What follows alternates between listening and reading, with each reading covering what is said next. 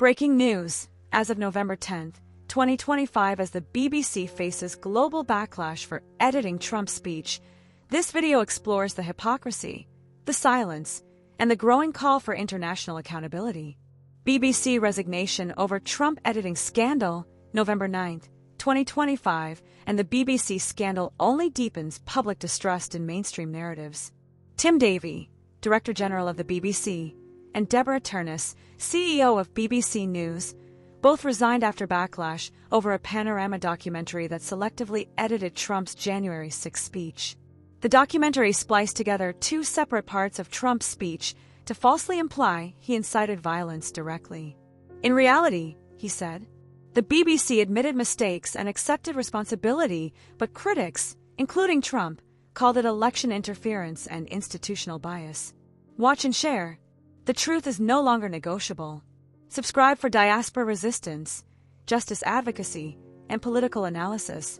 Bye-bye, BBC. I mean, this really should be the story that totals Auntie, isn't it? And it's not going to, but what they did with Panorama, where they took an hour-long speech by President Trump and then spliced it, really an hour-long segment, spliced it together to make it sound like he's inciting insurrection with like the mood music and the doom filter over the top. This is not about clipping actuality, topping and tailing to tell a narrative. This is basically being Dr. Frankenstein to turn a man into a monster. It's just outright lying. Well, it's the biggest story in town. It turns out American President Donald Trump was onto something. Where are you from? BBC. Okay. Here's another beauty. It's a good line. Impartial, free and fair. Yeah, sure. Well, that criticism of the BBC and John Sopel, who was talking to there, apparently was well-founded, because the so-called impartial and accurate public service broadcaster is nothing but. You are fake news. Sir, go ahead. Can you state categorically that nobody... No, Mr. President... Because tonight the BBC is facing serious questions over its credibility after the Daily Telegraph exposed a Panorama segment that heavily doctored a speech by the American president in 2021, hours before the infamous January the 6th Capitol riot. As you're about to hear, the corporation spliced together two quotes 1 hour apart to make it seem like he encouraged an insurrection. They played the following clip. We're going to walk down to the Capitol, and I'll be there with you, and we fight. We fight like hell. But Trump didn't, in fact, say this at all. The BBC spliced together two clips that took place 54 minutes apart. So let's go through it again. We're going to walk down to the Capitol, and I'll be there with you. Now, see there, between Capitol and, that's a cut. Here's what Trump actually said. We're going to walk down to the Capitol, and we're going to cheer on our brave senators and congressmen and women.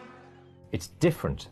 It wasn't until nearly an hour later that he then said the second part of the BBC's version.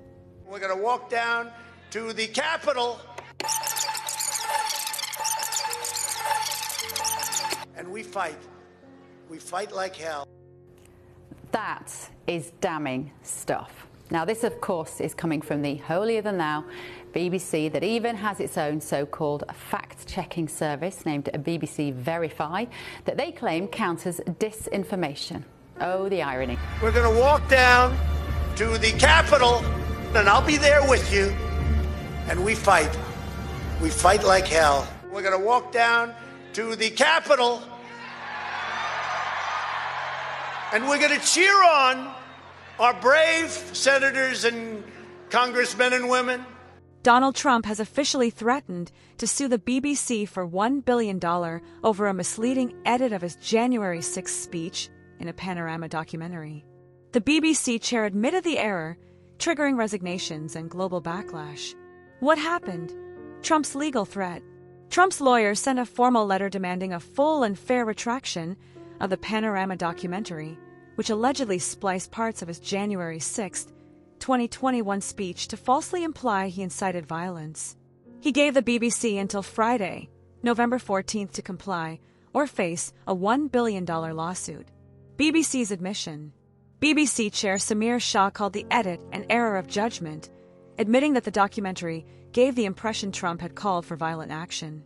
Shah said the corporation is considering how to reply to Trump's legal team. Resignations. Tim Davie, Director General of the BBC. Deborah Turnus, CEO of BBC News.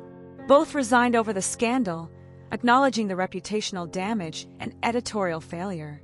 Why it matters. Election interference allegations. Trump claims the edit was designed to interfere in the 2024 U.S. election, as the documentary aired just days before voting began. Media accountability. The incident has reignited debates over bias in public broadcasting, with critics calling the BBC institutionally dishonest and defenders urging reform, not dismantling. Global impact. Trump's attack on the BBC echoes his broader war on mainstream media and resonates with critics of selective reporting, especially in places like Nigeria, where state-linked violence is often downplayed. Trump threatens to sue BBC for $1 billion over misleading edit. Resignations rock UK media. Legal action follows as Donald Trump has threatened to sue the BBC for $1 billion after its chair admitted to misleadingly editing his January 6th speech in a Panorama documentary. The scandal has triggered resignations, media backlash, and renewed calls for accountability. This video breaks down the controversy, the legal threat, and what it means for global media trust. Watch and share. The war on disinformation just got real. Subscribe for diaspora resistance, media analysis, and political truth-telling. Thank you for tuning in to First News Broadcast. As